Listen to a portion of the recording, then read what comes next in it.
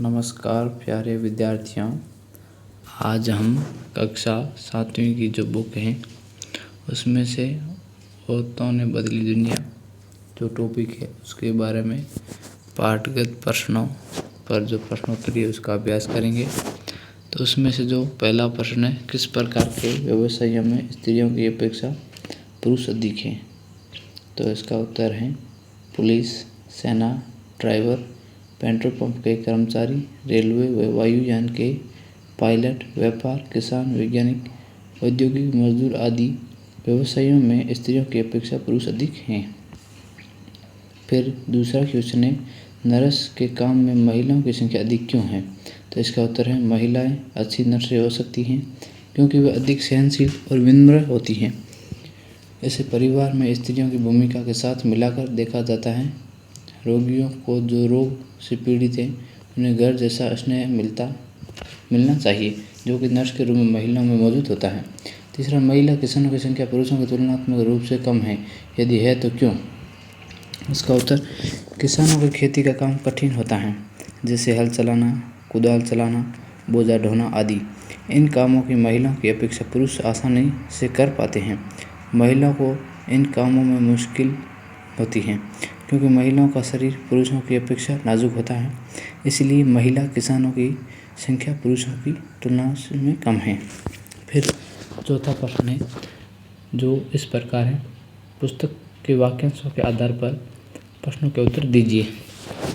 तो इसमें जो पहला क है उसमें प्रश्न, यदि आप जयवीर होते तो कौन से विषय चुनते? तो इसका उत्तर है, यदि हम जयवीर होते तो इतिहास विषय को ही चुनते क्योंकि कोई भी विषय खराब नहीं होता। अपनी किसी भी विषय के प्रति दिलचस्पी होनी चाहिए। किसी भी विषय को दिलचस्पी से पढ़कर अव्वल नंबर लाया जा सकता है और अपने लक्ष्य की ओर और बढ़ा जा सकता है। दूसरा जो है ख, वो प्रश्न है, अपने अनुभव के आधार पर बताइए कि लड़कों को ऐसे किन किन दबावों का सामना करना पड़ता है। तो इसका उत्तर है ख का, लड़कों को निम्न दबावों का सामना करना पड़ता है। पहला है माता पिता के अनुरूप परीक्षा में अंक लाने का दबाव। दूसरा पॉइंट, कई बार लड़कों को अपने इच्छा के विरुद्ध विषय का चुनाव करने का दबाव।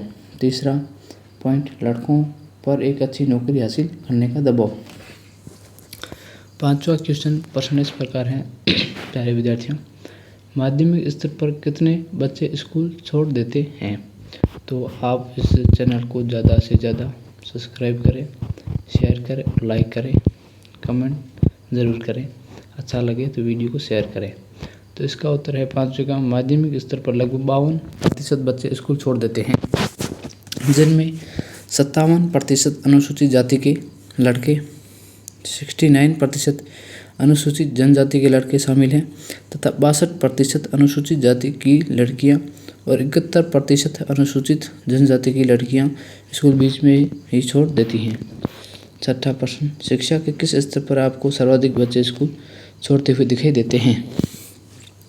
तो इसका उत्तर है, प्यारे विद्यार्थियों, शिक्षा के उच्च माध्यमिक स्तर पर हमको सर्वाधिक बच्चे स्कूल छोड़ते हुए दिखाई देते हैं। उच्च माध्यमिक स्तर पर लगभग 63% बच्चे स्कूल छोड़ देते हैं, जिसमें 71% अनुसूचित जाति के लड़के, 78% अनुसूचित जनजाति के लड़के, 76% अनुसूचित जाति की लड़कियां, 81% अनुसूचित जनजाति की लड़कियां स्कूल छोड़ देती हैं।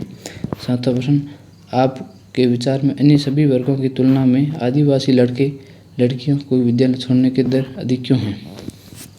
तो इसका उत्तर है, पहला पॉइंट, आदिवासी वाले क्षेत्रों जो कि मुख्यतः जंगली क्षेत्र होते हैं वहाँ पर स्कूलों की संख्या काफ़ी कम है, इसलिए इन क्षेत्रों के आदिवासी लड़के लड़कियों को पढ़ने के लिए काफ़ी दूर दूर तक जाना पड़ता है, जिससे इन आदिवासी लड़के लड़कियों को कई तरह की कठिनाइयों का सामना करना पड़ता है।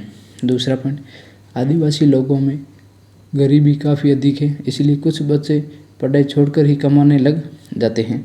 कुछ जनजातीय लोग पढ़ाई का खर्च नहीं उठा पाते, जबकि वर्तमान समय में सरकार ने बच्चों की किताबें, मुफ्त स्कूल ड्रेस के लिए पैसे, मध्याह्न के समय भोजन प्रबंध तक कर दिया है। इसके बावजूद पढ़ाई के छोटे मोटे खर्चे भी आदिवासी लोग नहीं उठा पाते हैं। 8वां जो है वो इस प्रकार है कि प्राथमिक कक्षाओं में स्कूल छोड़ देने वाले बच्चों के आंकड़ों के आधार पर एक दंड रेखा बनाएं। तो दंड रेखा इस प्रकार है प्यारे विद्यार्थी, स्कूल का स्तर और नीचे दिया गया है प्राथमिक कक्षाओं।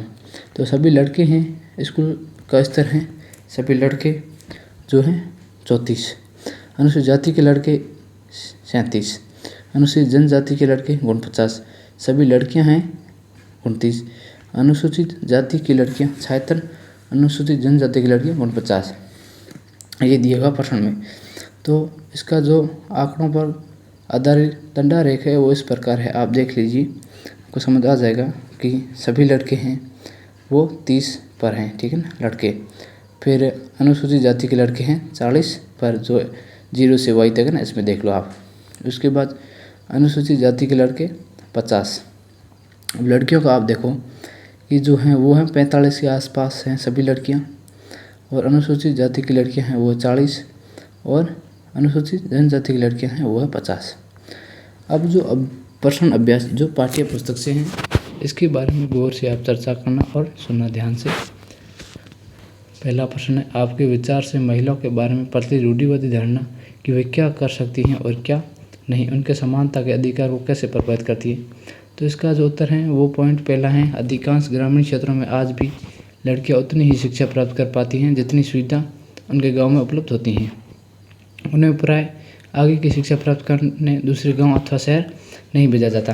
दूसरा पॉइंट है, अधिकांश ग्रामीण क्षेत्रों में आज भी घूंघट प्रथा, लड़कियों की कम उम्र में शादी करना, लड़कियों को 4 दीवारी तक सीमित रखना आदि प्रथा प्रचलित है। अधिकांश परिवारों में लड़कियों की स्कूली शिक्षा पूरी हो जाने के बाद उनकी शादी कर दी जाती है। तीसरा पॉइंट, अधिकांश ग्रामीण क्षेत्रों में या अशिक्षित परिवारों या रूढ़िवादी परिवारों में लड़कियों को पराया धन मानकर परवरिश की जाती है और लड़कों को वंश चलाने वाला माना जाता है, इसलिए उनकी परवरिश लड़कियों से बेहतर की जाती है। चौथा पॉइंट, अधिकांश लोग अभी भी ये मानते हैं कि लड़कियों का मुख्य कार्य भावी परिवार के उत्तरदायित्व को निभाना है, जिसके लिए उच्च शिक्षा के स्थान पर अन्य कार्यों जैसे पाक कला, सिलाई बुनाई आदि की अधिक आवश्यकता होती है। फिर जो दूसरा प्रश्न है, कोई एक कारण बताए ये जिसकी वजह से राज सुंदरी देवी, रमाबाई और रुकिया हुसैन के लिए अक्षर ज्ञान ना महत्वपूर्ण था। तो राज सुंदरी देवी, रमाबाई और रुकिया हुसैन के अक्षर ज्ञान इसलिए महत्वपूर्ण था क्योंकि तीनों पढ़ाई और अक्षर ज्ञान के लिए काफ़ी उत्सुक थी और ये तीनों धनी परिवार से संबंधित थी, जिसके कारण उनके लिए यह सब संभव हो सका। तीसरा जो प्रश्न है वो इस प्रकार है, निर्धन बालिकाएं पढ़ाई बीच में ही छोड़ देते हैं क्योंकि शिक्षा में उनकी रुचि नहीं है। तो इसका उत्तर इस प्रकार है, देख लो आप। फिर दिया गया फिर 17 पर दिए गए अनुच्छेद को पढ़कर उस पर कीजिए कथन सही क्यों नहीं है। क्योंकि यह जो पहला पॉइंट है, दलित, आदिवासी और मुस्लिम वर्ग की लड़कियों के स्कूल छोड़ देने के अनेक कारण हैं। देश के अनेक भागों में विशेषकर ग्रामीण और गरीब क्षेत्रों में नियमित रूप से पढ़ाने के लिए न उचित स्कूल है न ही शिक्षक।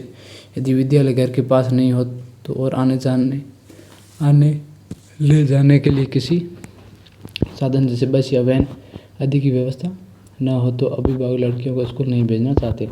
दूसरा, कुछ परिवार अत्यंत निर्धन होते हैं और अपने सभी बच्चों को पढ़ाने का खर्चा नहीं उठा पाते हैं।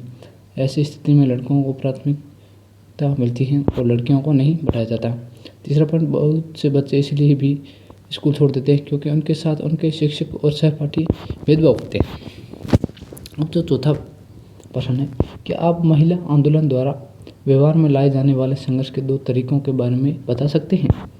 महिलाएं क्या कर सकती हैं और क्या नहीं, इस विषय पर आपको रूढ़ि के विरुद्ध संघर्ष करना पड़े तो आप पढ़े हुए तरीकों में से कौन से तरीकों का उपयोग करेंगे, आप इसी विशेष तरीके का उपयोग क्यों करेंगे।